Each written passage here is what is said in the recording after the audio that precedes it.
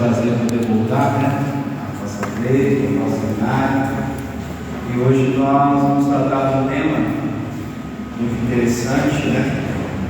Bem fora das aulas que eu dou no seminário, mas dentro daquilo que eu já venho estudando há alguns anos. Diretamente eu estudo esse tema desde 2017. Eu estudo sobre suicídio. Passei um pouquinho mais no estudo a partir de 2019. Talvez você me pergunte assim, mas por que o senhor estuda esse assunto? Porque eu já tive a oportunidade, né, de presenciar, de viver com pessoas que tiveram ideações suicidas e alguns que hoje já não estão mais no nosso meio. Eu costumo dizer que, eu falo para os irmãos que eu perdi um irmão, um membro da minha igreja, há uns anos atrás, que eu quase desisti do ministério. Ele já não era membro da igreja, mas saiu da igreja e passou alguns dias, alguns meses, eu não lembro direito. Essa pessoa veio e tirou a própria vida. E assim, ministerialmente, para mim, aquilo me desestruturou. Então eu precisei me restabelecer. E logo depois eu decidi fazer psicanálise. E talvez alguns, tivemos pastores, outros líderes, falam, a gente precisa da dependência do Espírito Santo. E é claro que nós precisamos do Espírito Santo. O Espírito Santo é fundamental na nossa vida. Mas todo o recurso que Deus disponibiliza através de outras pessoas, nós devemos colocar ao serviço do próprio Deus. Sabe? E essa palestra, ela é fruto do nosso trabalho de conclusão do curso de psicanálise, porque é um tema que eu gosto, um tema que eu passei a estudar. Nós começamos a ajudar várias vidas para passar através disso. Ele foi ministrado, pela Academia Cogito, a academia onde nós fizemos o curso, e nós não paramos de estudar. Agora eu estava desenvolvendo um outro trabalho, eu estava começando a estudar acerca do homossexualismo, mas por conta da faculdade de História foi aumentando a carga de aula, eu tinha que parar. Mas assim que eu terminar a faculdade, eu volto novamente para estudar um tema que eu vejo uma necessidade. Vou passar, por favor. Aí nós temos algumas declarações acerca do suicídio. O suicídio, segundo Sêneca, é um ato de egoísmo. Segundo Goethe, é um ato próprio da natureza humana e em cada época precisa ser repensado. E essa frase é muito interessante, porque se a gente pegar lá atrás, sabe, quando se falava de suicídio ao longo da história, você vai ver que a cada período da humanidade ele é interpretado de forma diferente. Se a gente pegar o sociólogo Emile Durkheim, ele já falava do suicídio em 1800 e alguma coisa. Mas o suicídio em 1800 não é uma coisa que é hoje. As mudanças, os tempos, as coisas são diferentes e elas têm mudado. Segundo Kant, a destruição arbitrária e premeditada que o homem faz na sua natureza animal. Rousseau diz que é uma violação ao dever de ser útil ao próprio homem e aos outros. Sartre diz que é uma fuga ou fracasso. Schopenhauer diz que é a positivação máxima da vontade humana. Todo caso de morte que resulta direto ou indiretamente de um ato positivo ou negativo praticado pela própria vítima, ato que a vítima sabia dever produzir esse resultado. Suicídio, segundo Lacan, é o único ato completo. É a única coisa que você pega para fazer e depois não tem como. Quando você vai a Schumacher, que é o pai da suicidologia, ele diz que o suicídio ele é uma solução permanente para um problema temporária, onde você vai, corta na raiz algo que futuramente poderia ter solução para isso, por favor? Algumas definições teóricas se alteram, se complementam, se contradizem. As reticências com o mesmo ponto de interrogação permanecem em desafio à sua resposta definitiva e exata. Nele, vida e morte se encontram, se contêm, se completam, se contradizem, repetindo esse movimento infinitamente, como nas definições do próprio termo, em termos de ódio, amor, coragem e covardia. Pode passar, por favor? O suicídio pode ser definido como um ato deliberado, executado pelo próprio indivíduo, cuja intenção seja a morte, de forma consciente e intencional, usando o meio que ele acredita ser letal. Quando você fala de suicídio, você não está falando só de suicídio, você está falando do assassinato. Por isso que durante muito tempo, ao longo da igreja, a igreja dizia que o suicida ia para o inferno, porque ele estava quebrando o mandamento, né? Não matarás, então ele ia. Só que hoje, de uma forma geral, a igreja começa a entender que uma pessoa que tira a própria vida, ela não está na sua condição psicológica normal, e entende que a bondade, a misericórdia e amor de Deus pode alcançar essa vida. Então, assim, é um cuidado que a gente precisa ter quando você recebe uma notícia: fulano tirou a vida, que há 10, 15 anos atrás foi para o inferno. Quem garante quem está ou quem deixa de estar? Qual a garantia que nós temos? Qual a interpretação que você tem da Bíblia? Onde está a bondade de Deus? Será que uma pessoa que tira vidas em condições, ela está enferma, doente, será que ela vai para o inferno mesmo? É o que a gente precisa, né, biblicamente, buscar entendimento. Porque às vezes a gente vai só absorvendo aquilo que nós colhemos ao longo dos anos e firmamos aquela teologia e acabamos, às vezes, não abrindo ao entendimento completo. Quando você fala de suicídio, ele começa na ideação. O que é a ideação? É a ideia de tirar a vida. Você vai ouvir muito esse termo, talvez você estude esse termo: ideação do suicida. A pessoa que ela tem aquela ideia, sabe? E ela planeja mesmo. Ela planeja como ela vai fazer. Guarda uma coisa no seu coração: se a pessoa ela tomar 10 comprimidos para morrer e ela não morrer, é a mesma coisa dela tomar um comprimido.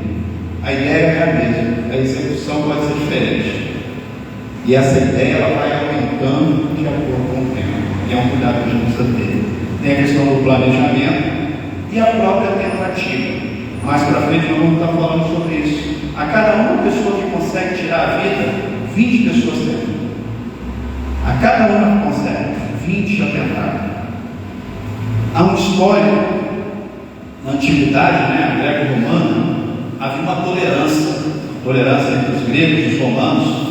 Se a pessoa quisesse tirar a vida, ela tirava a vida dela. A não ser que ela fosse escrava. Escravo não tinha direito, o escravo não era dele, então ele não era dono de si. Mas aquele que era dono de si, ele poderia fazer o quê? Na Idade Média, era condenação, talvez demônio, exorcismo, né? As penalidades que eram oferecidas.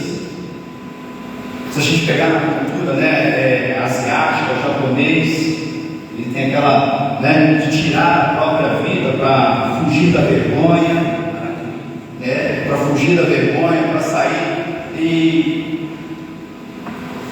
os asiáticos são os povos que mais tinham a vida. No primeiro lugar, Japão, Coreia, China, principalmente os jovens. E um dilema, né, da idade moderna. Hoje nós, tantas pessoas buscam. Por que as pessoas suicidam? É um dilema. Hoje ela não é uma epidemia, mas é uma endemia. O suicídio hoje é considerado um problema de saúde pública. E é interessante que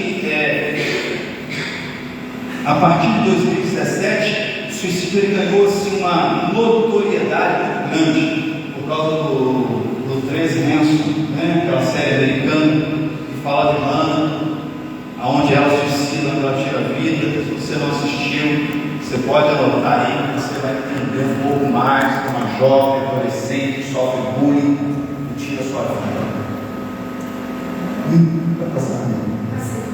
Mesmo afirmativas que parecem inquestionáveis de que o suicídio é resultado de angústia e sofrimento, não valem para todos os países, que se tornam absurdas quando se estudam os casos de suicídio em países orientais. É interessante porque, por exemplo, no Japão, se um empresário ele for lá e ele estiver falindo, ele tira a vida. Quando teve a grande queda da bolsa nos Estados Unidos, as pessoas pulavam dos prédios para que a família não passasse fome. Muitos tinham seguros e alegavam ter sido jogados de lá, mas ele tinha suicidado para poderem receber. No Japão é um ato de uma disputa entre dois homens. Se um perder e ele sentir vergonha, ele tira a vida e acha que isso aí é um ato de coragem.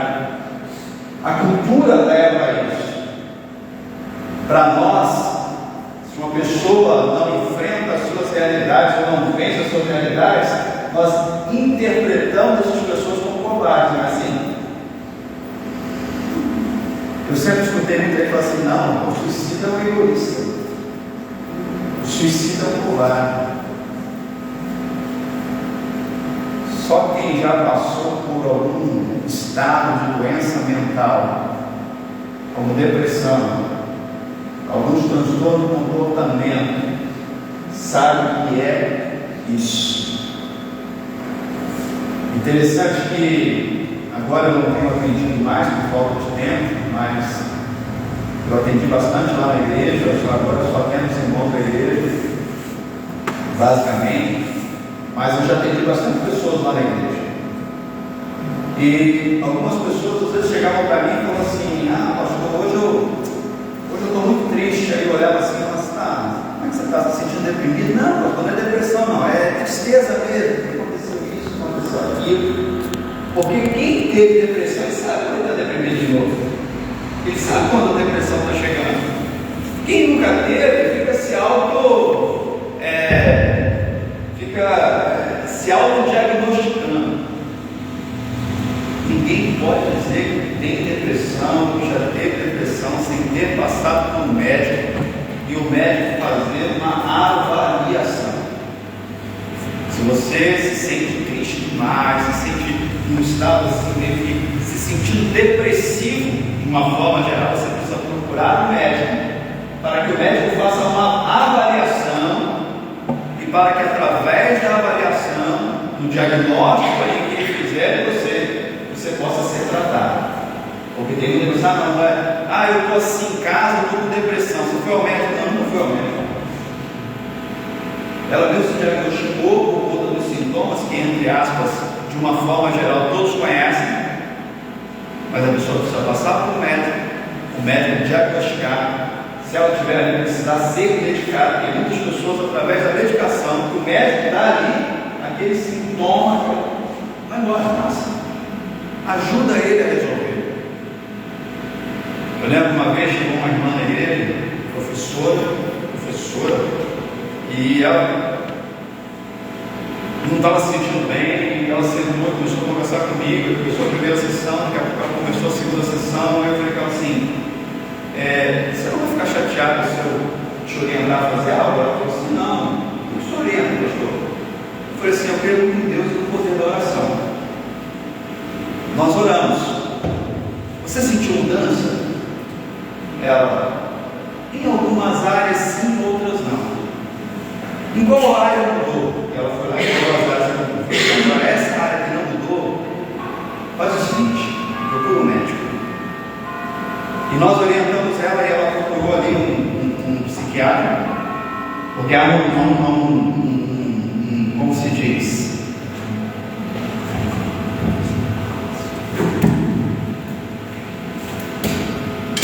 Como se diz? Há uma rejeição, né? Há um tabu quando se fala em psiquiatra.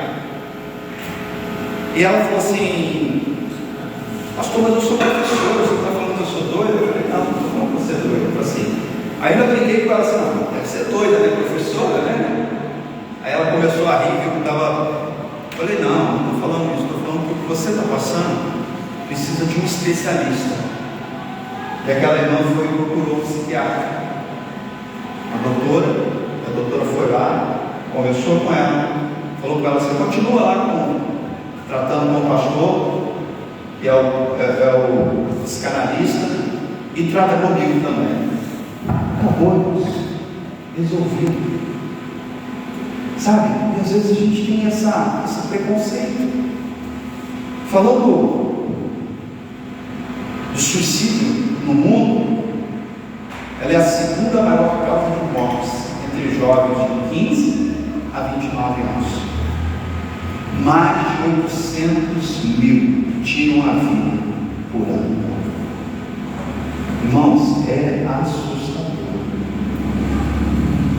Há uma média de números de suicídio por pessoa. Mais para frente a gente tem alguma coisa sobre isso.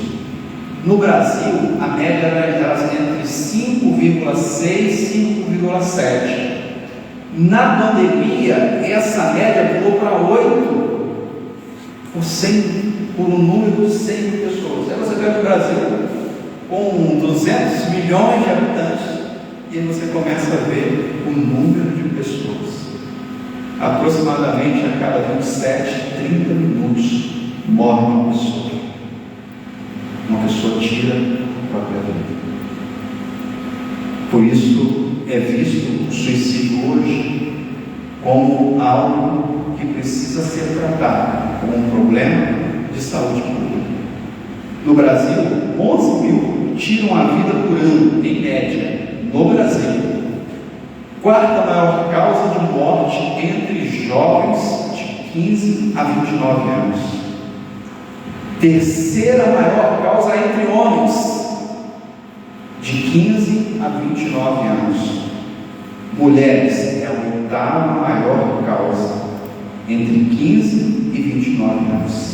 65,6% do óbitos nessa faixa etária são por causas extremas, violências e acidentes. Quer ver algo interessante? Tem muita coisa que acontece, muito suicídio, que não é nem contabilizado, porque a pessoa está com um problema, dirigindo o carro, e está claro, todo mundo sabe, excelente motorista, acostumado a viajar, e daqui a pouco a pessoa, pum, bateu, fulano sofreu um acidente. A gente que está vindo fala assim, será que aconteceu? Será que ele dormiu? Será que aconteceu isso? E há uma pesquisa, alguns estudos estão pesquisando acerca desse suicídio de pessoas que têm tirado a vida e tem parecido ser um acidente. Parece ser algo que está acontecendo de forma natural. E infelizmente não é. Pessoas que vão tirando a vida, principalmente nos acidentes de carro, homens. O Brasil registrou um aumento da taxa de mortalidade de suicídio por 100 mil pessoas. 2011, 10.490. 2012, 11.017 pessoas.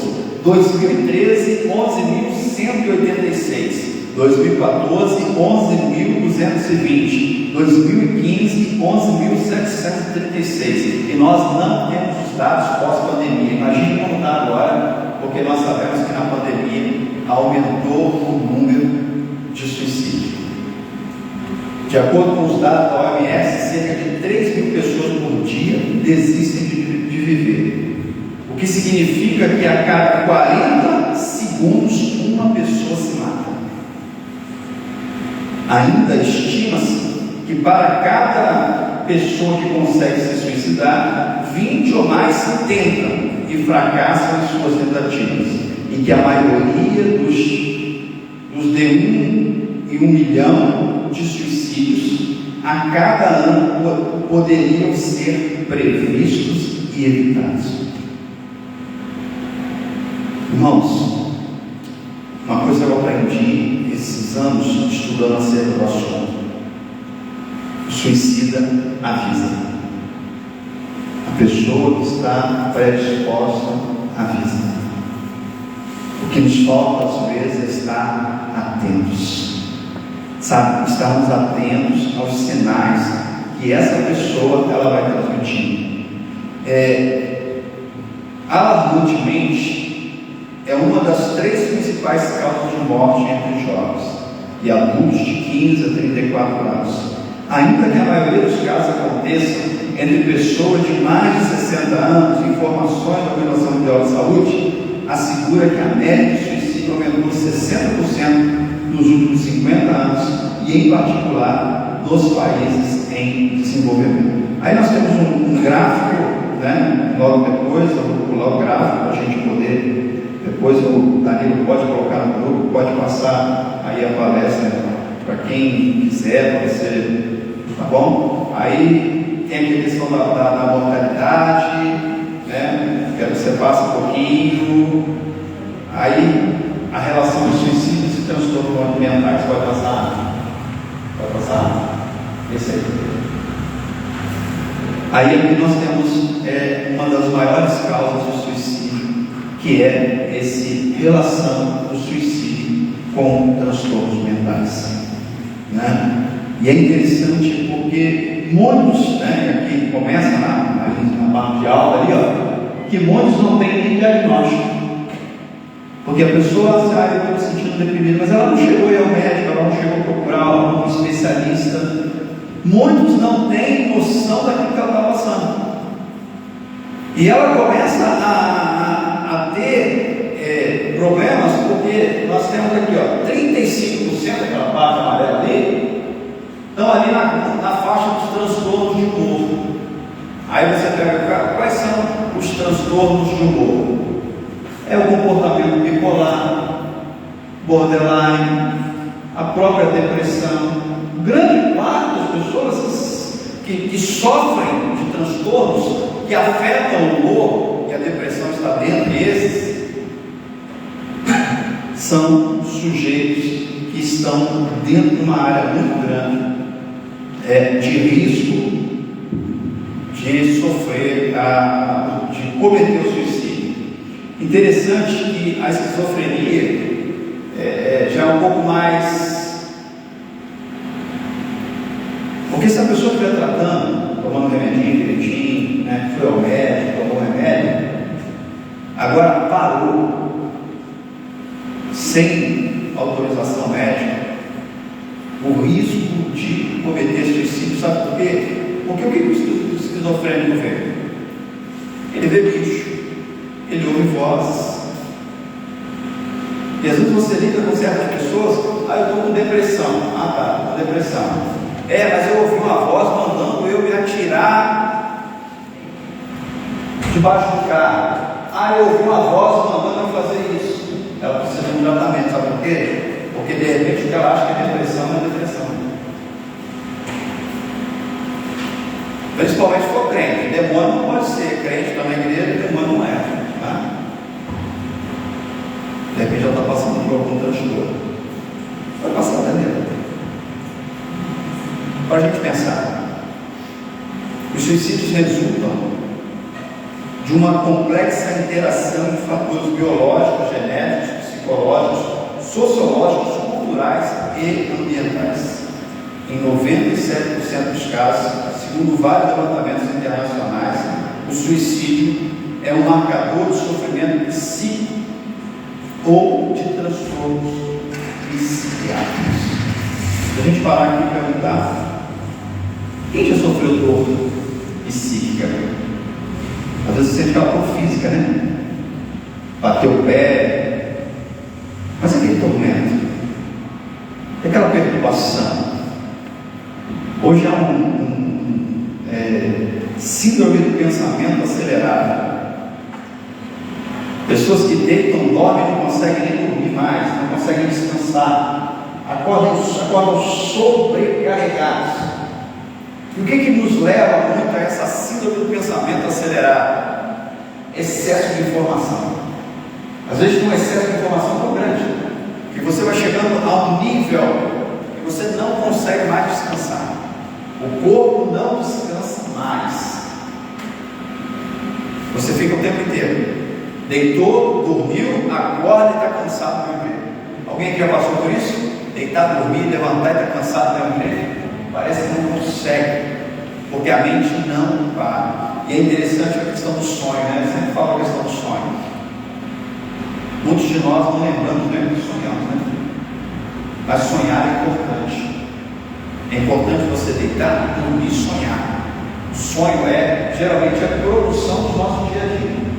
Claro que tem sonhos, né? A Bíblia mesmo nos relata, que são sonhos de Deus. Deus ele traz uma revelação.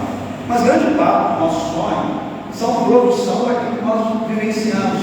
De repente alguma angústia, alguma ansiedade, aquilo que você viveu durante o dia, e ele vai produzir o sonho. O sonho, qual a importância? Quando você sonha, você dá descanso ao seu aparelho psíquico. Porque o seu sonho é produção, não é aquilo que você está gastando energia pensando, nossa, eu tenho que fazer isso, aquilo. Já isso não é sonho. Por isso que o pensamento acelerado, ele nos causa cansaço, porque ele nos mantém ansiosos, mesmo por mim. E isso daí nos abala. Pode pensar. Homens morrem mais por suicídio. Por que será que o homem morre mais por suicídio? Você sabe o que é interessante? Sabe por que o homem morre mais? Por conta da maneira que o homem tem de tentar o suicídio. Dificilmente você vai ver um homem cortando os pulsos ou tomando remédio. Difícil você ver. Mas você vai ver um homem se atirando no pé, você vai ver um homem pegando uma arma e dando um tiro na cabeça, pegando o carro, jogando o carro. Geralmente as mortes, suicídio, se enforcando. Geralmente você vai ver um homem ter esse tipo de atitude. A mulher geralmente corta os pulsos, toma os remédios. Então assim, a maneira é diferente. Então a forma que se tenta suicidar, ela é diferente. E por ser de maneira diferente, o que acontece? Pelo homem buscar as maneiras mais bruscas, então a possibilidade de acontecer mais casos é maior. Isso não quer dizer que as mulheres também não tentam. Eu atendi uma pessoa e a pessoa chegou para conversar comigo. E geralmente quando a pessoa vai conversar comigo, eu pergunto qual o histórico, saber da vida dela, e eu comecei a conversar, e ela falou assim, olha, eu sou diagnosticado com esquizofrenia, eu estava contando, e eu falei para ela assim, tá, só atende tudo, quais remédios você toma? E ela foi lá, mostrou os remédios, e nós olhamos, assim, mas qual foi a sua última consulta? Isso foi logo nas primeiras sessões que nós chegamos. E ela foi explicando, contando tudo, e daqui a pouco ela veio contando a vida. Aquela pessoa foi levada a mim porque ela tinha tentado suicídio 14 vezes. Durante 14 vezes ela tinha tentado suicídio. E aí nós começamos a conversar. E eu comecei a ver as datas relacionadas ao suicídio. Ela tinha tentado 2 vezes anteriores a um ano específico. Então automaticamente eu identifiquei que alguma coisa aconteceu naquele período para que ela aumentasse as tentativas. E é uma mentira de me engano dizer que a pessoa que tenta, ela tenta e não quer morrer. Não, isso é mentira. Tá? Só de tentar quer morrer, ela pode não ter conseguido. Ela tentou 14 vezes, ela não conseguiu, mas ela tentou. Então, vamos assim, é um assunto muito sério, é um assunto muito delicado, é um assunto que precisa tomar muito cuidado, principalmente lidando com pessoas, e hoje a gente vive um tempo totalmente diferente. Aí tem uma taxa de mortalidade entre homens, né, 3,6 vezes maior do que as mulheres. Se você pegar aqui, você olhar lá o 4, lá 8,7, mulher 2,4, uma forma geral 5, né, que é uma média 5,5. Olha a quantidade de homens que tiram a vida. quando a gente para, e assim, e há uma questão de pulsão. Segundo Freud, nós somos guiados, né, movidos pelo nosso desejo, pela nossa vontade. E eu já conto isso na igreja, e os irmãos sabem disso. O homem, e Freud identifica assim, pulsão de vida e pulsão de morte, e que há pessoas que têm uma pulsão de morte maior. O desejo de morrer é maior do que o desejo de viver. E eu tenho na minha vida uma experiência antes da minha conversão, que realmente era uma pulsão de morte elevada, unida aos demônios. Naturalmente, eu trabalhava, fui guarda municipal durante muitos anos, e nesse período que eu trabalhava, por diversas vezes, não tinha o que fazer à noite. É um dito popular que diz assim: mente vazia, não tinha o que fazer, tirava lá no corpo, tirava lá 5 munições, colocava uma, rodava o tambor, colocava na cabeça e puxava. Fiz isso diversas vezes. E quando a minha esposa começou a ir para a igreja, aí era demônio, porque aí aumentou o número de vezes que eu fazia essa brincadeira. Na minha mente, uma brincadeira. E eu fiz por diversas vezes. Mas graças à bondade e misericórdia de Deus, né? Ele me guardou até hoje. Nenhuma. Para a glória de Deus, né? Então, quando a gente para e a gente pensa, quantas pessoas não estão aí naquela linha entre vida e morte, se arriscando todos os dias? Então, existem na questão do suicídio alguns fatores que são fatores de risco. Deve um cuidado. Se você tem na sua família uma história de pessoas que tiraram a vida, você precisa estar atento a todos os membros dessa família, porque há uma predisposição. Quando na família há alguém, há uma predisposição. E é interessante que, predisponentes, os precipitantes do suicídio, os predisponentes aqui, transtornos psiquiátricos, tentativas prévias de suicídio. Eu vi uma coisa. Lembra no ano de 2017, foi quando apareceu aquele baleia azul? Quem lembra do baleia azul? O joguinho, a brincadeira lá, onde vários adolescentes acabaram tirando a própria vida, porque ele era o final do jogo. Foi quando começaram a dar uma atenção maior para se divulgar, porque até então a ideia é o seguinte: não vamos falar de suicídio, porque o falar de suicídio incentiva. Muito pelo contrário, nós precisamos falar de suicídio. Suicídio é um tema que ele precisa ser falado, não para incentivar, para inibir, para orientar, sabe, para poder ensinar. E quando você pensa, os países, principalmente os países na Europa, por exemplo, eles divulgam as mortes. O que eles não fazem? Eles não dão, não mostram fotos, não mostram imagem.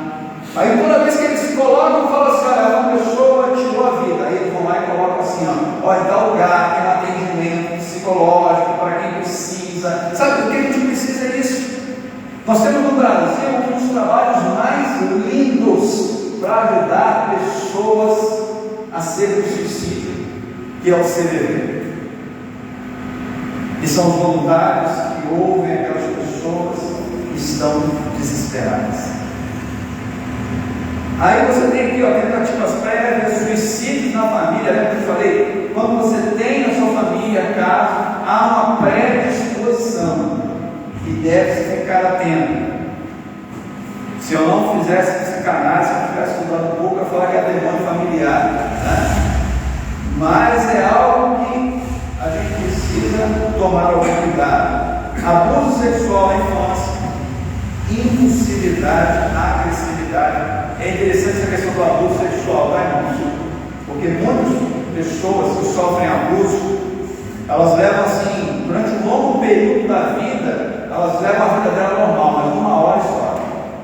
Chega uma hora que aquilo de lá, que aquela tensão que ela levou a vida inteira, alguns criam sua família, têm filhos, mas chega uma hora que aquilo pesa de uma forma que, se ela não tiver ajuda, ela pode chegar a um ato de suicídio, ou até mesmo entrar em estado de depressão e ninguém conseguir identificar, a não ser através de um trabalho psicossocial, com psicólogo, com psicanalista, com psiquiatra. O isolamento social, que nós estamos falando da pandemia, né? A pandemia causou muitas mortes, onde para muitos a vida perdeu sentido. Você pega uma pessoa, eu tenho uma. Ontem nós sepultamos o nosso ancião lá na igreja, né? Um Otávio, tinha mais de 90 anos, e ontem ele descansou com o Senhor. Quando o irmão Otávio perdeu a esposa, nós ficamos extremamente preocupados. Nós ficamos com medo dele entrar numa crise depressiva, porque há muitos anos juntos, mas graças a Deus o irmão Otávio superou aquele momento, ele conseguiu, mas muitos não superam, muitos não conseguem. E quando eu vejo algumas prefeituras, quando eu vejo alguns locais fazendo um trabalho tão bacana com a pessoa idosa, sabe, trabalhos voltados mesmo para interação, para socialização, é uma academia da vida, sabe, são os passeios na Volta Redonda, os passeios lá que o prefeito oferece, aqueles momentos onde eles vão lá para a ginástica deles de manhã, porque o jovem, de uma forma geral, ele tem muita dificuldade de relacionamento com uma pessoa mais velha, porque geralmente a pessoa está repetindo as mesmas histórias, está lembrando as mesmas coisas. O jovem não tem muita paciência, e as pessoas de idade vão ficando isoladas, vão ficando abandonadas, e alguns deles falam assim: agora não tem sentido, sente impotente, já que eu filho, já que eu família, deu faculdade para todo mundo, porque todo mundo abandona eles. É como aquela alegoria, aquela ilustração que diz que o senhorzinho vai lá na loja e pergunta para o moço: aqui trouxe o celular para arrumar? Entrega o celular lá para arrumar. Trouxe o celular para arrumar. Por que tem o celular? Não, porque não está funcionando. O moço fala: pega o nome, pega ali. Não, está funcionando normal. Não, mas meu filho me deu esse telefone e nunca toca. Sabe? Isolamento social, se sentir abandonado, faz com que pessoas chegam.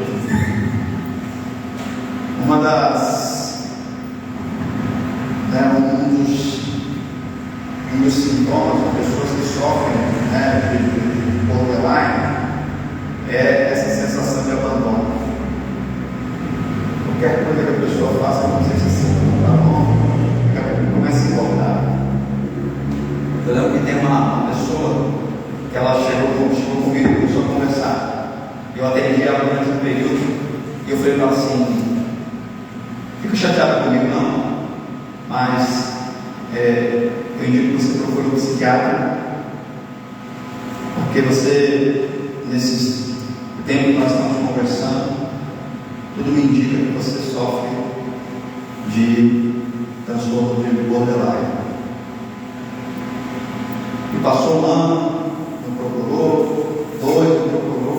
Aí há poucos dias ela me ligou e falou assim: pastor, eu comecei a fazer um tratamento com um psiquiatra. Depois de 6 meses ele me deu o diagnóstico que eu estou com transtorno de borderline. E eu falei para ele assim: o meu pastor falou isso há 2 anos atrás. E o psiquiatra falou para ela assim: se você estivesse tratando há 2 anos atrás, você estaria melhor do que você está hoje. Então tem coisa que a gente vai adiando. você vai deixando para trás. E para muitos pode ser que não tempo. Por isso nós precisamos tomar cuidado. Aí tem as doenças incapacitantes, incuráveis, alta recente, de internação psiquiátrica, a pessoa abandona os remédios, aí vai, e aí complica tudo. Aí tem os precipitantes, né, que são as desilusões amorosas, separação conjugal, conflitos relacionais, derrocadas financeiras, perda de emprego, desonra, vergonha, embriaguez, fácil acesso a um meio letal. Grande parte dos psiquiatras, eles são ferrenhos contra o armamento da população.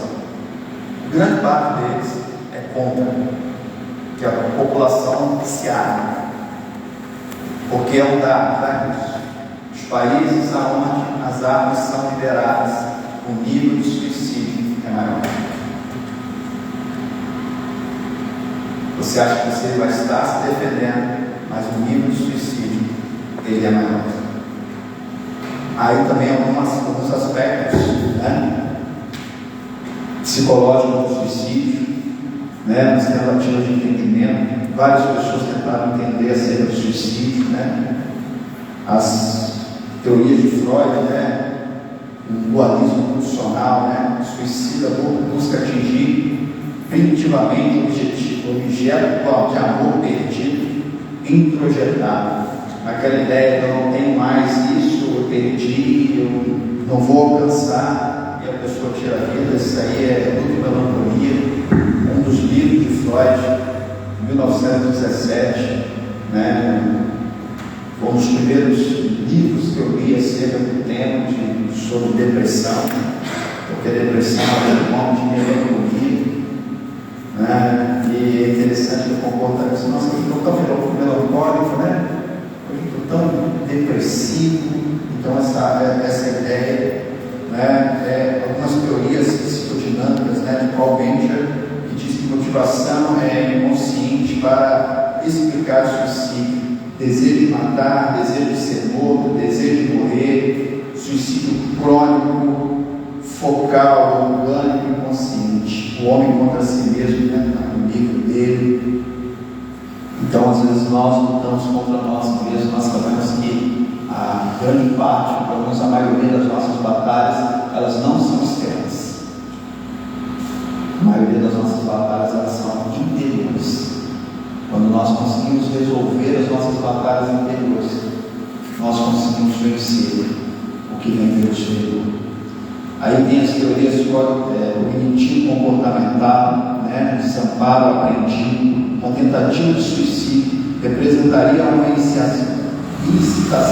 incitação ao amparo, e em complementaridade suscitaria nas pessoas ao redor respostas de amparo e proteção.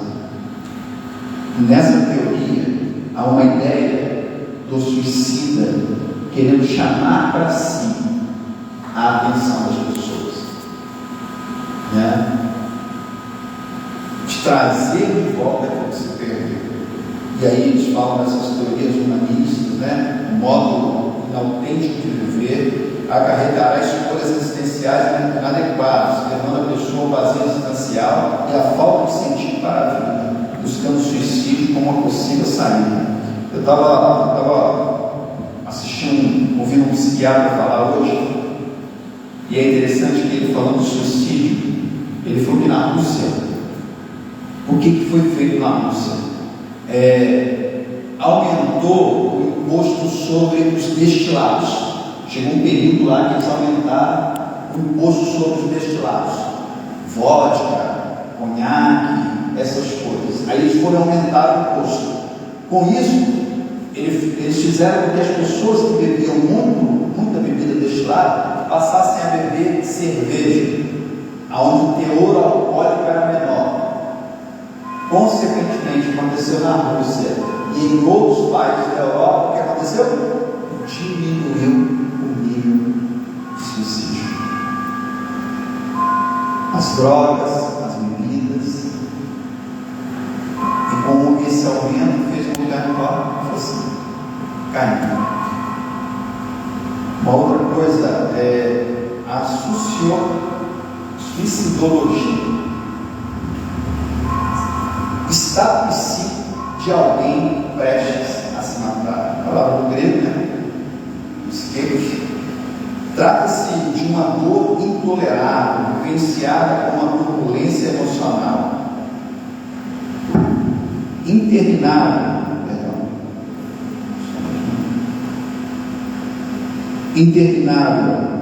Deixa eu só fugir.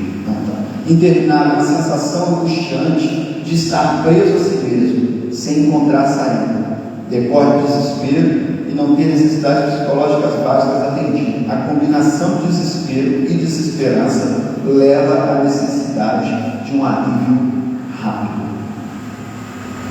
Quando você fala dessa ideia, a ideia da vida não tem sentido mais.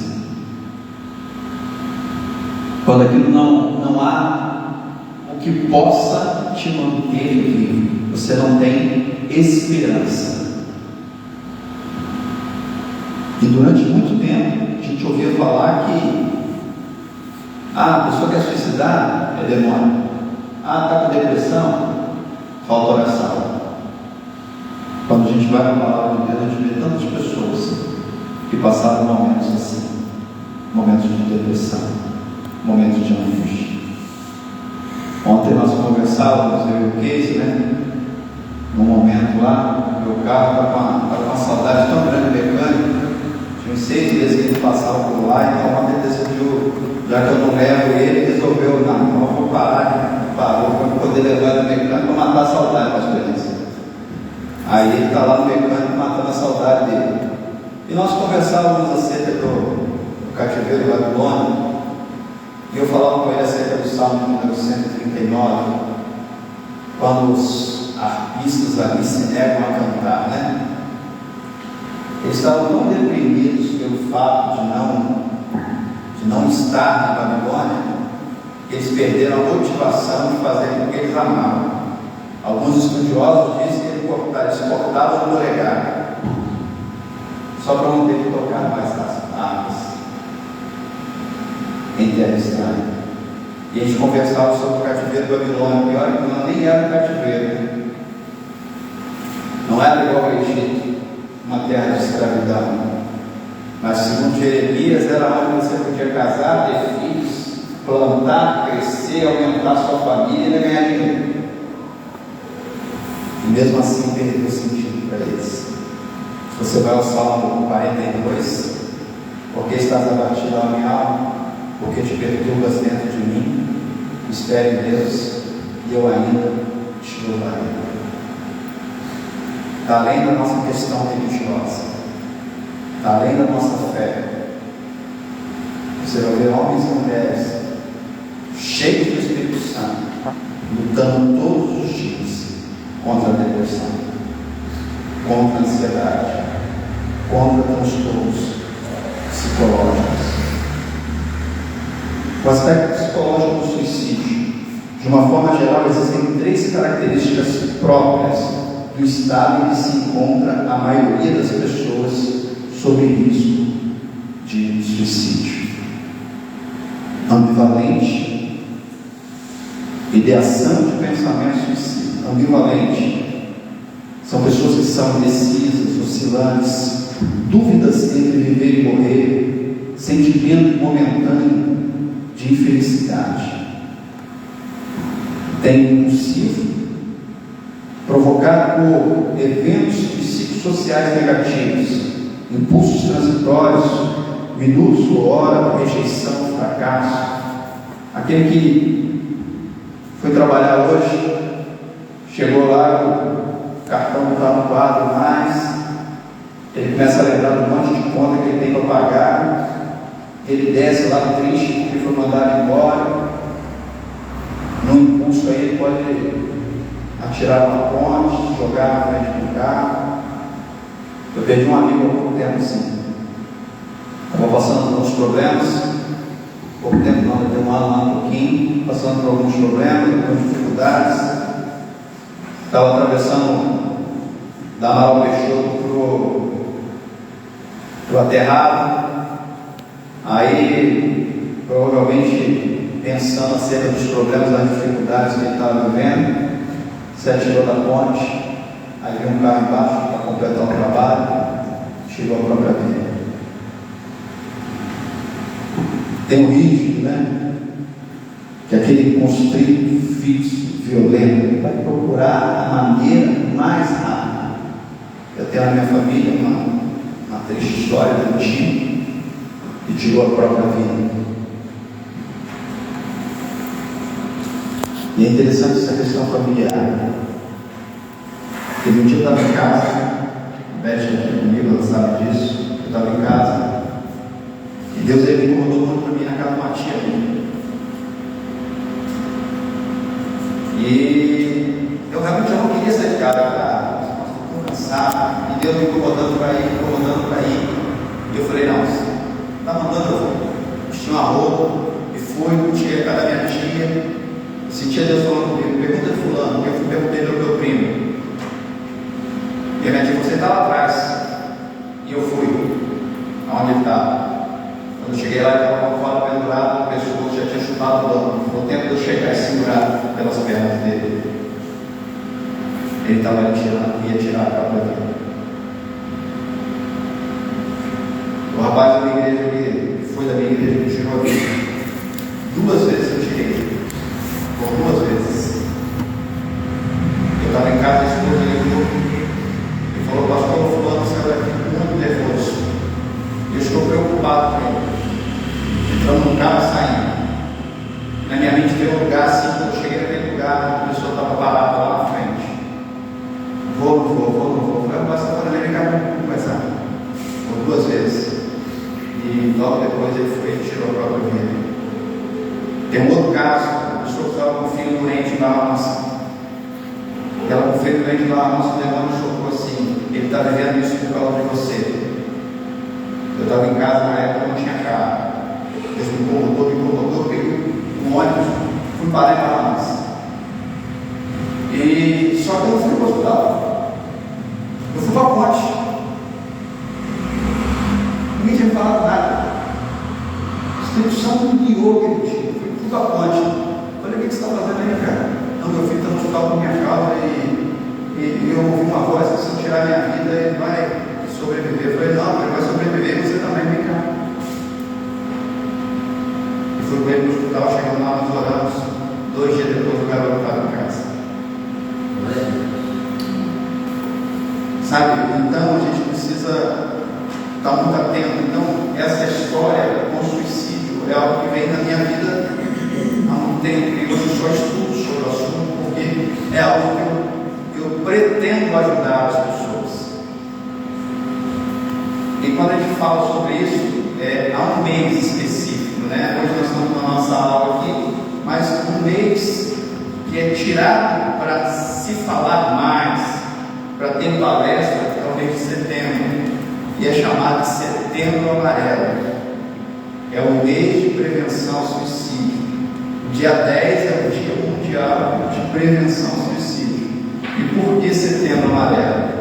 A cor da campanha foi adotada por conta da trágica história que a inspirou. Em 1994, um jovem americano de apenas 17 anos, chamado Michael M., tirou a própria vida dirigindo seu carro amarelo. Seus amigos e familiares distribuíram no funeral cartões com fitas amarelas e mensagem de apoio para que as pessoas que estivessem enfrentando o mesmo desespero de Michael e a mensagem foi se espalhando pelo mundo afora. Esse aí é o porquê que nós separamos esse mês de setembro como Setembro Amarelo. O mês de setembro é dedicado à prevenção do suicídio. Alguns sinais podem ser observados. Fique atento às dicas, né? Tem um site próprio da Associação Brasileira de Psiquiatria. Caso o indivíduo apresente algum desses aspectos, procure atendimento de um médico psiquiatra. E você vai ver cada dia mais pessoas nesse estado nosso. Lembra como eu disse que a cada tempo que passa, a gente precisa reavaliar as questões? De 2019 para cá, com certeza o número já aumentou muito, porque nós estamos vivendo contextos diferentes, ideias diferentes. Eu conheço muitas pessoas, conheci muitas pessoas que já não estão em nosso meio, que tiraram a vida. Quando eu era guarda municipal ainda, fui chamado para uma ocorrência, e na ocorrência falava assim: olha, é na casa de fulano tal, colega de trabalho. Aí chegamos lá, chegamos na casa. Quando chegamos lá, fomos entrar. O rapaz tinha assassinado a esposa, tentado matar a amante e tirou a própria vida. Então há várias situações que levam a esses casos. Então a gente precisa. Eu gosto muito dessa imagem, né? Do buraco ali, do vazio. A Bíblia diz que de tudo que você tem que guardar, guarda o quê? Coração. Seu coração. Porque dele procede a fonte para a vida. É esse vazio do coração. Ao pensar em suicídio, a pessoa só quer se livrar do sofrimento emocional, não da vida em si. É a dor psíquica. É uma dor sem explicação. Ninguém consegue explicar. Com o tempo começa a estourar no corpo, né? Mas começa da angústia, da perda, da desespero, dor de cabeça, coluna, tanta coisa que dói sem você nunca ter nada. E a pessoa fica com um desespero tão grande para livrar-se. Não quer a morte, ela quer se ver livre do problema que ela está enfrentando. A vida não é fácil para ninguém. Olhando de longe pode parecer. A grama do vizinho é sempre mais verde que a nossa. Mas cada um e sabe o peso que carrega, a dor que isso lhe traz. No geral, a gente suporta, dá um jeito, reza, pede a Deus que ajude, e a fé empurra a vida. Mas cansado, sem forças, às vezes nem vai. Tem horas que a alma mingua, o desespero não dá conta de tudo. Esse é o nosso primeiro sinal de alerta.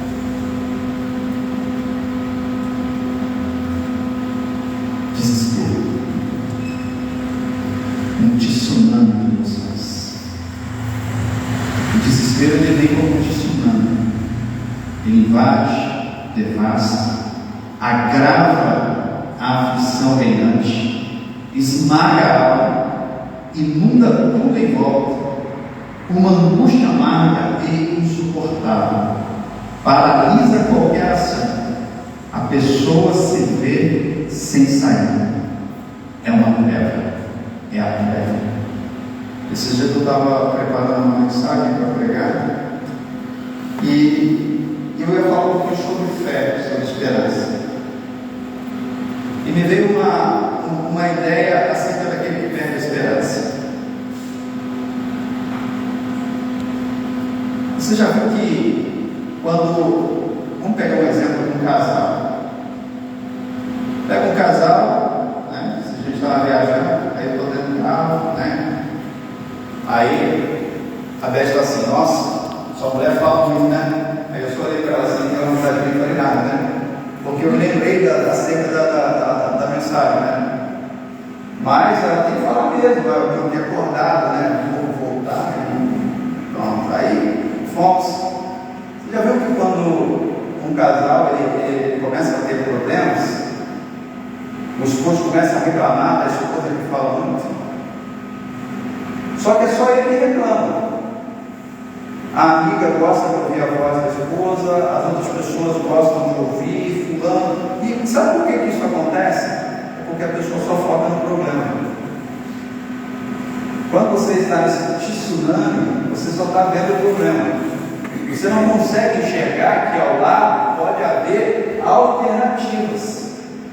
A pessoa que entra numa dor psíquica e que perde a esperança, ela não consegue ver nada ao seu redor.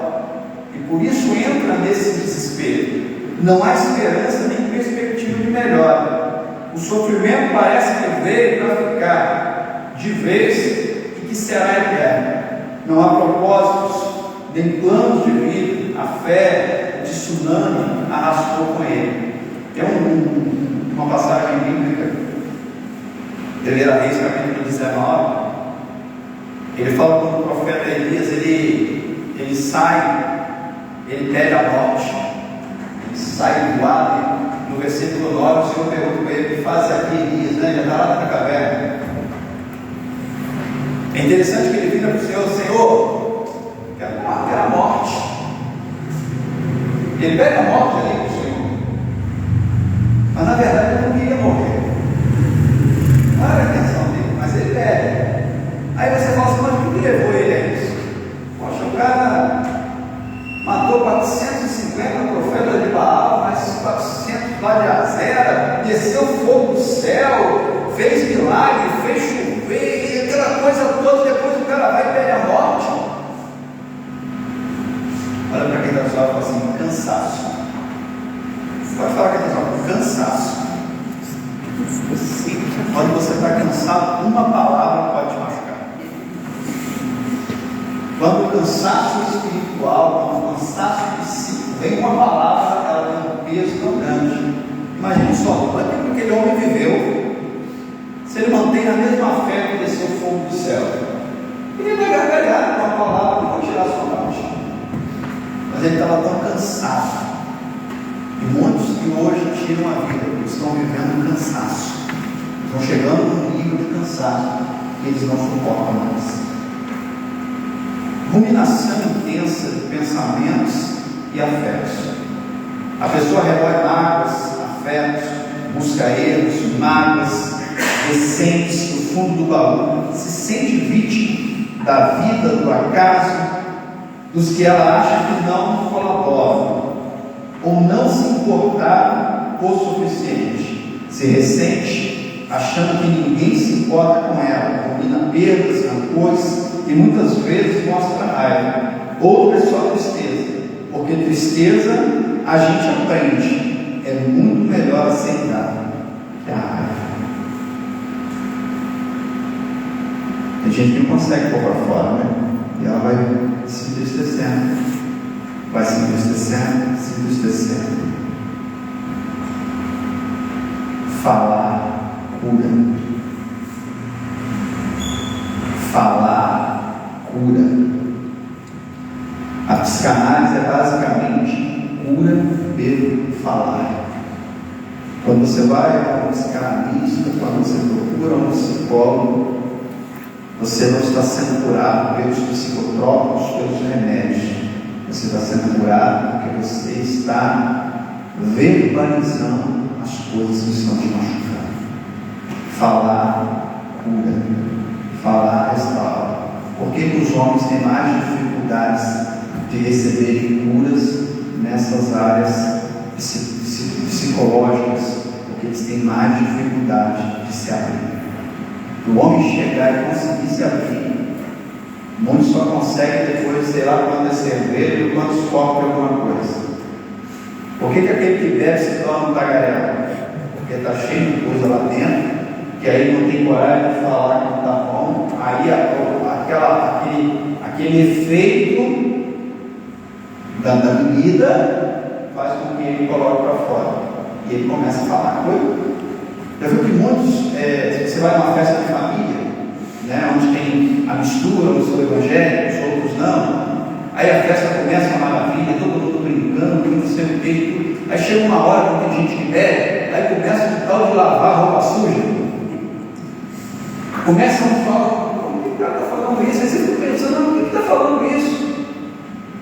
É porque a mágoa está ali dentro, está guardada. Ele não tem coragem de falar, mas depois que bebe, parece que a coragem vem, aí ela começa a irmãos já viveram isso, eu já passei por isso algumas vezes, de estar em um local e daqui a pouco ficar um negócio meio constrangedor em meio à família, porque começa a se falar coisas. Ah, você sabe aquele dia que você não me deu uma carona, que você fala um negócio desse. É que as pessoas elas começam a colocar para fora impotência em frente à vida. Hoje eu estava lendo sobre uma pesquisa acerca das pessoas que se aposentam. É enorme o número de pessoas que depois que se aposentam tiram a vida, porque começam a se sentir inúteis. Nossa, eu devo ser uma exceção, porque eu amo tanto minha pessoa. A professora, né? Porque alguns tem aumentado o número de pessoas que têm tirado a vida. Porque quando você tem pessoas ao lado, né, por causa da emoção, é uma beleza. Agora imagine aquele que se aposenta e não tem pessoas ao lado. Tinha uma irmã nossa igreja, já descansa do Senhor. Ela chegava na igreja e todo mundo abraçava, beijava. Aí um dia ela gostava de cantar, né? E ela vinha da congregacional, do pastor Moura. Então ela não tinha um conhecimento dos hinos, dos salmos e hinos, então ela pegava e cantava os hinos da harpa. E ela chegava lá e começava a cantar alguns hinos que não tem nem os salmos e hinos. E um dia a gente sentava assim, conversando, e ela falou assim: se eu pudesse, eu não saía da igreja. Eu disse: não, meu irmão, por que você não saia da igreja? Porque aqui eu estou na igreja, a pessoa me abraça, me beijo, e o dia que não tem culto, eu não tenho nenhum abraço. Se a gente parar e pensar, muitas famílias vivem isso. Se não for aniversário, não tem abraço, se não tiver alguma data, não tem um beijo, não tem nada, porque se perdeu esse carinho, né? E muitos, eles vão se sentindo impotentes, porque quando está no trabalho, ele está sustentando, daqui a pouco ele está sendo sustentado, daqui a pouco ele está cuidando, daqui a pouco ele está sendo cuidado. E muitos não estão suportando isso, de ser cuidado dos filhos, de ser tratado pelos filhos. Ano passado, em Volta Redonda, pelo menos 3 casos de suicídios aconteceram de pessoas já depois de aposentado, e 2 deles mulheres tiraram a vida. É difícil, você sempre vai ver jovens. Eu acho que ano passado foi uma média de 6 a 7 pessoas que se atiraram no Paraíba em Volta Redonda, tirando a vida no ano passado. Só para você ter um nível. Esse ano eu não sei quantos são, mas eu sei que já tem um número grande já de pessoas que se atiraram no Paraíba, tirando a vida. A tristeza dessa do nevoeiro cobre o bom senso, não permite que se enxergue o caminho na frente. Quando fica confuso, sem nitidez, a apatia dá um tom do momento e a pessoa se culpa, acha que prejudica as pessoas amadas, se sente inadequada, com peso, se envergonha de tudo, do que faz, de errado, de querer, de que deveria, mas não consegue fazer. O tumulto dos afetos devora a energia de qualquer um, irritado, ansioso, explosivo. Algumas vezes o medo de perder o controle é enorme, cansado, batido, sem forças para lutar, nem para resistir. A guerra está perdida, ele é prisioneiro da dor, refugiado de si mesmo. Se retira, se isola, evita encontros, some dos amigos, dos vizinhos, da família. A sensação é de vácuo, um vazio na alma. Irmãos, tem gente que vai bater na porta dela. A pessoa finge que não está em casa, porque ela prefere ficar sozinha, porque não quer receber. Sabe? Só que isso não é bom. Sabe? Isso não é bom. Isso vai, uma hora, vai fazer mal.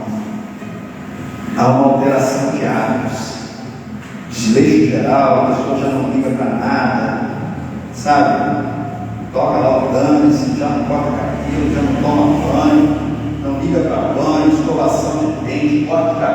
barba, higiene pessoal. Quem está em volta reclama, fala, ela não atende ou atende de má vontade, descumpre ordens médicas, não toma medicação adequada ou toma mais do que deveria, não se cuida, passa a comer demais, ou o contrário, não come, né? Na questão da anorexia. Pode ficar dias sem pregar o olho, insônia, sua companheira, frutos em claro, dorme quando está amanhecendo, ou nem isso, acordar é difícil, sair da cama é um tormento, também pode dormir dias inteiros sem conseguir sair da cama. E é interessante isso, que hoje nós estamos vivendo isso no maior número em jovens. Jovens e adolescentes, irmãos. Nós estamos passando um momento onde jovens e adolescentes, eles estão entrando no estado. Eu lembro que uma vez uma irmã me convidou, falou assim: pastor, você pode fazer uma visita comigo? E nós fomos fazer uma visita, né? É a irmã que era professora e procurou lá um psiquiatra, e graças a Deus ela se tratou. Ela me procurou, quando eu fui uma visita com um aluno meu, e o estado dele não é muito legal, eu gostaria que o senhor me acompanhasse, e nós vamos fazer uma visita. Chegando lá, a mãe dele abriu a porta. Irmãos, quando ele abriu a porta, a vontade que deu foi de vomitar. Deu vontade de vomitar por conta da condição de quarto. Ele não deixava a mãe entrar. E ele já estava mais de uma semana lá dentro, fazendo as necessidades de uma lata. No estado que ele estava, unhas, cabelo, sujo, uma coisa terrível. E nós começamos a conversar e ele permitiu que a gente pudesse mexer. A irmã foi lá e foi tirando aquelas coisas que ela estava. Porque na minha família, pessoas que sofrem de depressão, ficar 10, 15, 20 dias trancados, recebendo comida assim como se tivesse feito um bicho, ele passava pela porta para não perder ninguém. Muda os hábitos, abaixa a produtividade. Pessoa que tem muita gente que vai para o trabalho só para cumprir, mas não rende, não produz. Isso passa a ser peso.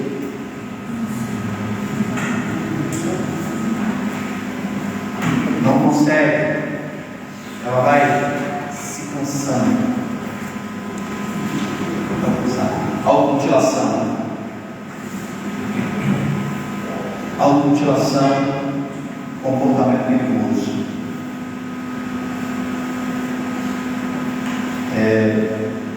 Começa fácil, giletezinho, cortezinho, outro corte. Tem uma coisa que é muito interessante, que hoje eu vejo até muitos cristãos, indo por esse caminho. Você sabia que a tatuagem é uma automutilação?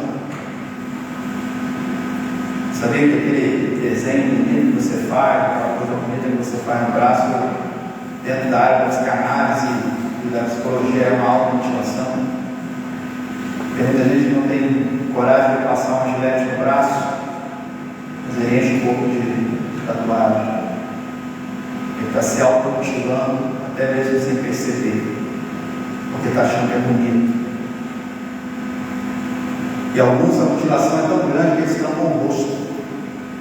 Como é que você pode tirar a sua feição? Por que você está fazendo isso? Claro que tem, eu gosto de tatuagem, é bonito, mas até a tatuagem você tem que ver qual o histórico da sua vida.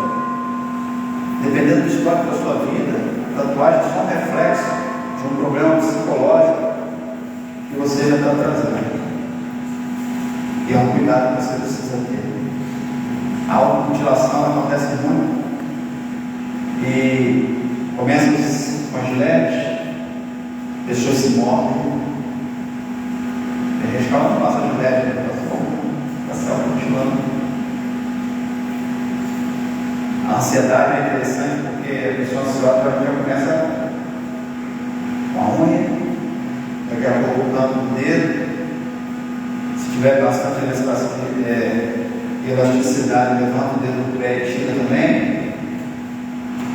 Vai. Deixa um vizinho que ele arrancar o cabelo.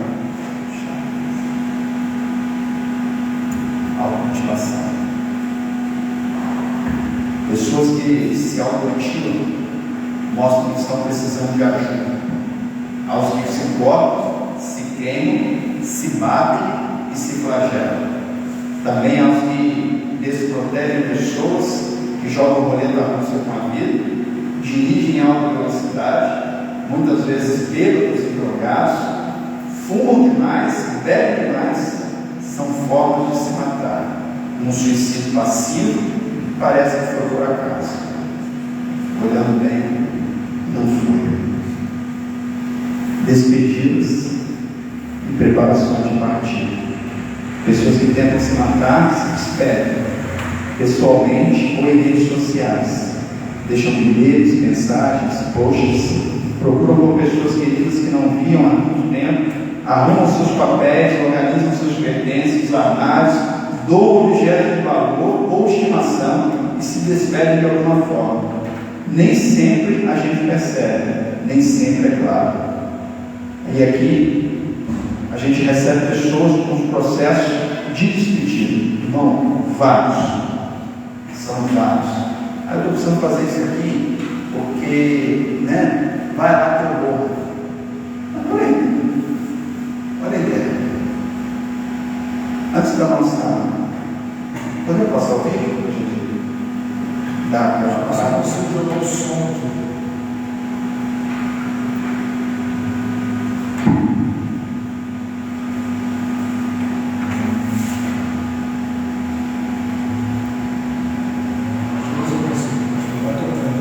Passa o próximo slide. O vídeo está aqui, não está aparecendo lá. Passa outro slide para mim, para você. Histórico de situações graves. Preste atenção no histórico de abusos físicos, sexuais, bullying, perdas recentes, separações, demissões, crises financeiras, humilhações. Tudo isso pode desencadear na pessoa a vontade de morrer para se livrar do sofrimento de situações que ela vive como sem saída. Histórias de suicídios próximos ou na família, pequenas tentativas anteriores de suicídio, são fatores que devem deixar a gente de orelha em pé. Então, muito cuidado, fique atento. Família que você vê que há ali não é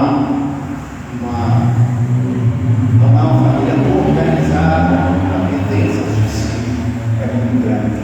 Vocês não conseguem botar som, Eu tinha conseguido lá, você vai dar. não está travando.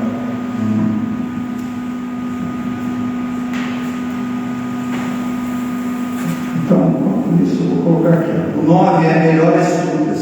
Com a terapia e o tratamento adequado, a tendência é melhorar. Mas quando a tristeza, a apatia dão lugar a uma rápida melhora, fique atento. E é aí que muitos dos suicídios acontecem. Porque o deprimido, mesmo muito sofrido, não tem forças nem para se matar. Mas quando melhora, tem. Esse é o risco. Nessas horas, cuidado redobrado, presença direta ao lado, não deixe sozinho. A pessoa começou a tratar, se sentiu que ela melhorou, não. Porque pode ser nessa hora que ela venha tirar a própria vida. Aí há alguns alvos. Se quiser passar o slide, pode passar. Alguns alvos terapêuticos. Os fatores estressores, fatores desencadeantes, estressores que são até modificados em pessoas que a gente tem que ir atrás mesmo, é um alvo da gente buscar a cura para eles, tratamento de transtornos, alívio de sintomas, personalidades, traços, mal adaptativos, como lidar com o problema. E aí nós temos alguns avisos, estamos chegando ao final agora. Alguns avisos dos suicídios. Conseguimos passar o vídeo no final, não vamos ler. Nenhum suicídio vem do nada, de uma hora para outra. Eles vêm escrevendo uma história numa linguagem cifrada que nem sempre a gente consegue ler, infelizmente. O suicídio, ele é avisado.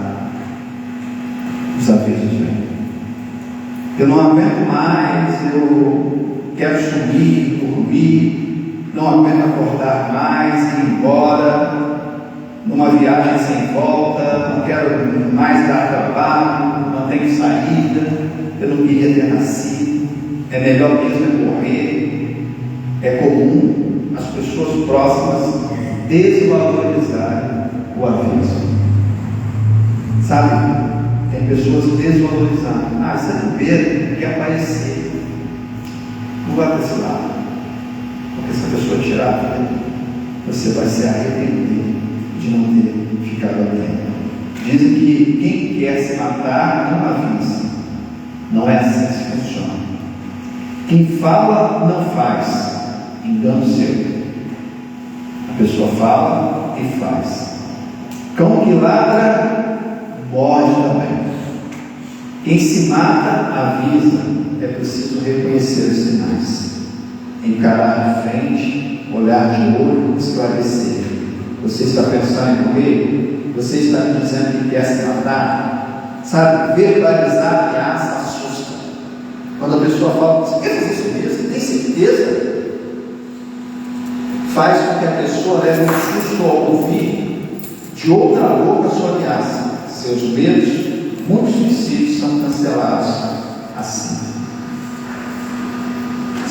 Eu sou um. Você estava com silêncio?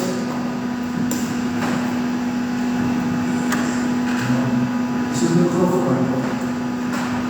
Não, está bom.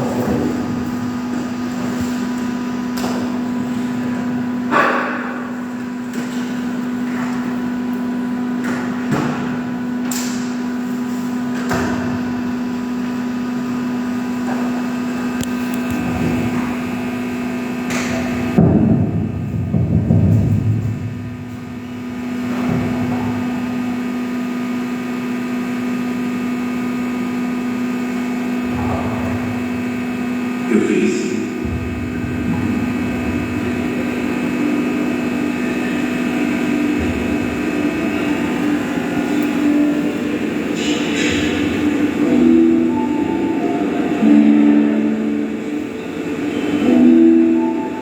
Nem todo aluno que chega a cabeça do mundo sabe dizer onde vai.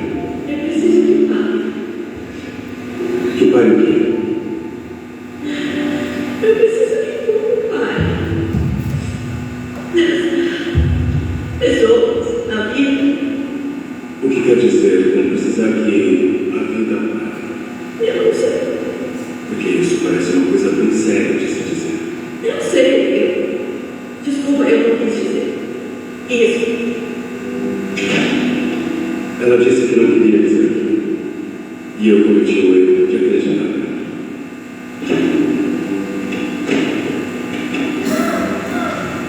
Ela me disse que estava sofrendo, mas não mencionou nada que levasse a pensar em suicídio. Eu só quero que tudo pare. Você quer que pare o quê? Você quer mesmo que eu sou leve pra você? Eu tô pensando em me matar se eu for. Se ela tivesse dito essas palavras, é claro que eu teria feito alguma coisa. Você teve algum ponto na festa? Muito bom. Foi tipo isso. Ele não soube o que aconteceu. Acho que sim. Acha que sim. Mas a vez é isso. Você disse que ainda Não. disse que não queria. Não. Talvez tenha consentido e depois mudado de ideia. Não foi nada disso. Devemos envolver seus pais com a polícia? Não. Ana, quem é o filho? Acho que todos gostaria que você tivesse sido diferente. O que aconteceu, Ana? Eu me pão de arroz e pão mais.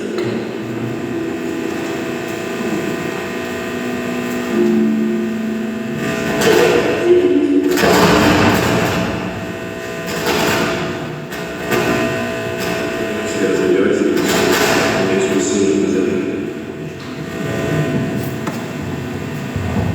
Esse vídeo é um pedaço do 13 Reações. Quando a moça, ela procura ajuda, ela já estava com a ideação suicida. Ela tem uma festa, ela tem lá uma relação com um dos garotos, e depois ela começa a sofrer bullying na escola. E diante disso, ela tira a própria vida. Então, há sinais. Geralmente a pessoa quer conversar. E a gente precisa estar atento, sabe? Porque às vezes a gente não está disposto a ouvir. A gente não está pronto. E ela começou a ficar deprimida, e da depressão ela foi até o suicídio. Quer encerrar? Podemos dizer, vamos para mim alguns slides, um pouquinho, só para a gente. 8 sintomas físicos da depressão: problemas digestivos, dores do corpo, dor de cabeça, imunidade baixa, distúrbios do sono, cansaço, fadiga, tensão na nuca e nos ombros, mudança de apetite. Prevenção do suicídio, frase de alerta, nós lemos anteriormente. Eu preferi estar morto, eu não posso fazer nada, eu não aguento mais. Cuidado com essas pequenas palavras, tá, irmãos? Eu sou um perdedor e um peso dos os outros vão ser mais felizes sem mim. Falar é a melhor solução. Procure pessoas para conversar. Está passando? Procura ajuda. Procura ajuda. Ouça. Quando um amigo parece mais chato, é quando ele precisa mais de nós. Fale sobre aquilo que dói. Já viu quando uma pessoa chega para você, está tudo bem? Não. Aí você fala assim, não, fica tranquilo, vai passar. Mas peraí, você não sabe nem por que ele não está bem? Não, fica tranquilo, confia em Deus que vai passar. Você não deu à pessoa a oportunidade dela falar. Você não está sozinho, a ideia de estar do lado, de estar junto. O meu filho uma vez, espero que ele não esteja vendo, mas uma vez ele ficou deprimido e entrou dentro do quarto. E ficava trancado dentro do quarto. Estava com 15 para 16 anos. E ficava trancado dentro do quarto, e a minha esposa super preocupada, porque ele não saía do quarto, e ele sempre gostou de pipa, futebol, deixava jogar bola todo dia, e não saía do quarto, que foi me incomodando, e a gente tentava tirar ele do quarto, não conseguia. Eu falei com a Beth assim, nós vamos mudar a estratégia. Eu chegava, eu saía do quarto, ele entrava dentro do quarto e ficava também. E a gente é mais velho, tem aquele ato, me dá o controle que ele né? E ele fica lá, ele no celular e eu no quarto. Ele não queria conversar, mas eu ficava perguntando do mesmo jeito. Eu não sei se a estratégia foi boa, mas chegou uma hora e falei assim, cansei. Aí saiu do quarto, abandonou o quarto. Achou que Deus, ele sabe, mas no tempo que eu entrei, eu pude saber o que estava levando ele àquela condição. Muitos amigos dele, na idade dele, estavam envolvidos com droga. E ele começou a se sentir sozinho. Não tinha mais amigos, porque ele tinha medo de ficar com os amigos e os amigos serem presos. E ele foi ficando deprimido dentro de casa. E eu fui entrei no quarto com ele.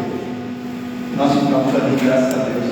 Ele conseguiu sair daquele estado que ele estava vivendo. Você não é mistura. A tempestade vai passar. Sabe, são palavras que você pode ajudar a pessoa. Declarar que você está do lado dela, que junto você vocês estão mais fortes.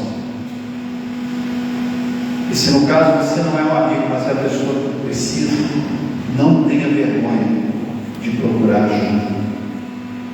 O suicídio é uma solução permanente para um problema passageiro.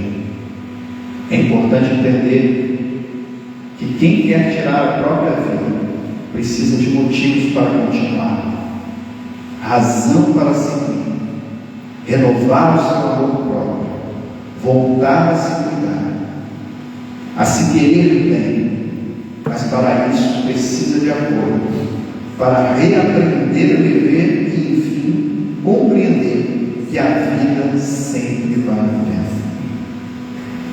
Eu e você podemos fazer a diferença na vida de alguém. Deus, Ele te abençoe e possa te usar como instrumento abençoador de outras vidas. E aí nós estamos à disposição para responder às